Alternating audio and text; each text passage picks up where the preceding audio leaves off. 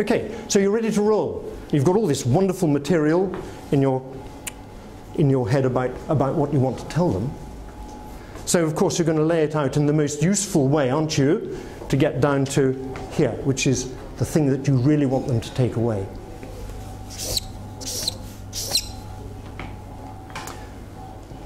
So you start making your points. And we'll call them P's 1, 2, etc. Yeah?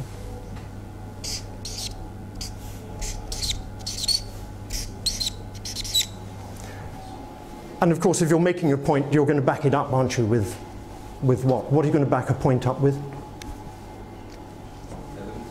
Say again? Evidence. Facts. Facts. Evidence. Evidence that what you're saying is true.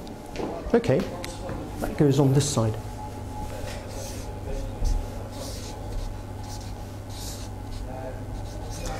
And what are these facts going to consist of? For example, what could they be? Case studies. A case study, yeah? This really happened. People really do ring us up after 3 years and say, excuse me, you're still doing what you do. Got our last bit of business that way. That was from a chartered surveyors company, for example. Annual result. Some figures would be nice. Yeah, absolutely. And here are the figures to prove that we have done 50% increase in turnover over the last 6 months, or whatever it is. Or a picture, anything that's going to back up your point. So that you're going to say something and you're going to prove it. And you might notice that this is all in red and these are in red. These are the emotional sides of the audience. This is bringing stuff to life for them, this bits of evidence, yeah. Why have I only got 3 things here? It's not because there isn't enough room. Why have I only got 3 things here? Any ideas? 2 things. People remember things in 3s, and you've got a beginning, middle, and end. Well, the first is much more than the second. People remember things in 3s. How many of us know that or believe it? How many? Can I have a show of hands? How many people believe that we do stuff in 3s? Yeah. Even in cookery, they say. Even in cookery, they say. If you're decorating, say like a cake or something, never. If it's less than 7, always put it in an odd number. Never put it in an even number. Oh, I didn't know that. Yeah. Well, there's a very good brain reason for it only being 3. And here we come on to the first of many gender differences where women have advantages over men. The average brain can only remember and deal with 3 things at a time. And the way to prove that to yourself is to go and talk to somebody and give them 4 things to remember and then say, what were the 4 points we covered? Unless they've actually written them down, they are highly likely to remember 3 or fewer and in reverse order. Recency effect. Remember the last thing first, then the next thing, then the next thing, then most men run out. It's the average male brain can really only do 3 things. That's the gender difference. Women are normally able to deal with more than 3 things at once, mainly because of the way that the brain has evolved over the last 1,000,000 years or so. Women, we always hear it nowadays, women can do more than 1 thing at once. Well, of course they can. Their brain is constructed to do that. So, 3 things. When you have a mixed audience, be kind to the blokes. 3 things only.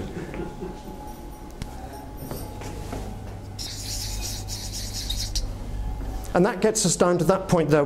Any ideas what this point here might represent? Here we are. We've made our points. Yeah, simple, easy to understand, well supported by evidence. What have we got to? Buy-in? I beg your pardon? Buy-in? No, no, we don't do commercial to that extent. This is just structure, just to give yourself the best chance of getting by.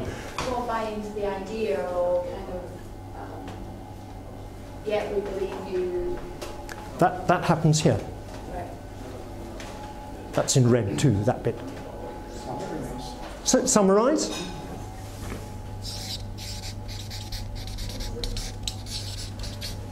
Why would you bother with a summary? It wraps it up for everybody. It also tells them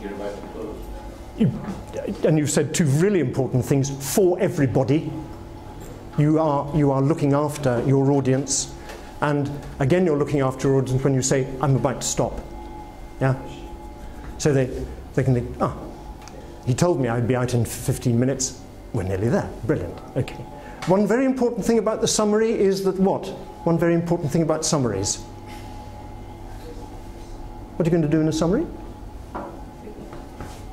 Sorry? Recap. Yeah. So therefore, you're only going to recap. What are you going to recap? Key points. Keep the 3 key points. Yeah. Okay. And what do you not do in a summary? This is common sense. You do. I bet you do it all the time, which is why you can't remember it. Not going to add in an extra point. Absolutely right. Nothing new in the summary. If you put in something new in the summary, what does that do to their brains? Forget the 3 points you want. Thank you very much. Away they go, thinking, oh, there's something new. I think I'll think about that. And then you've lost them.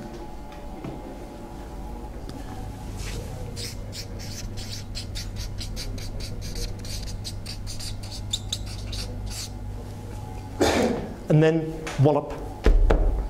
Hit them with what you want them really to take away. It's one thing you want them to remember, that's what it is. But, of course, it's got to be connected to all of this, which is why we do that connecting line.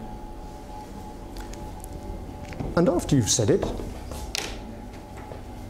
a thing that the ancient Greeks called the chryseis, which we now call crisis, should happen in the brains of your listeners.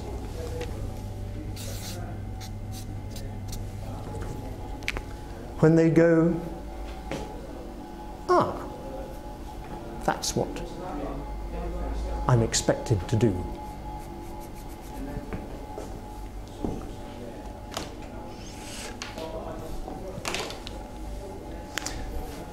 A couple of mnemonics for us.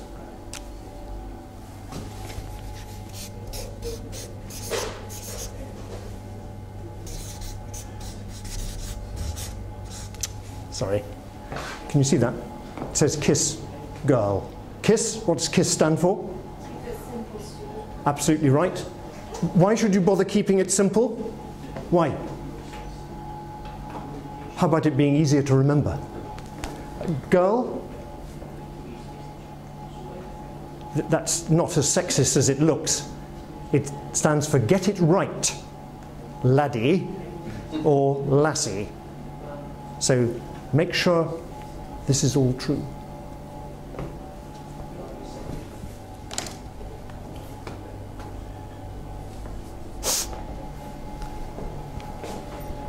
To summarize, talked about 3 things.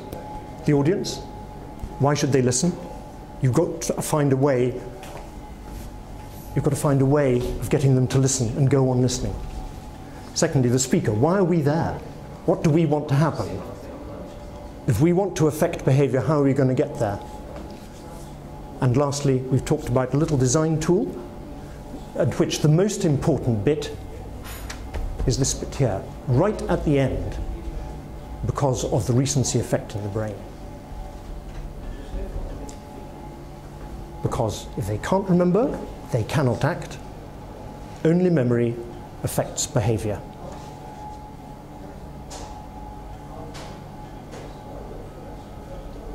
Any questions?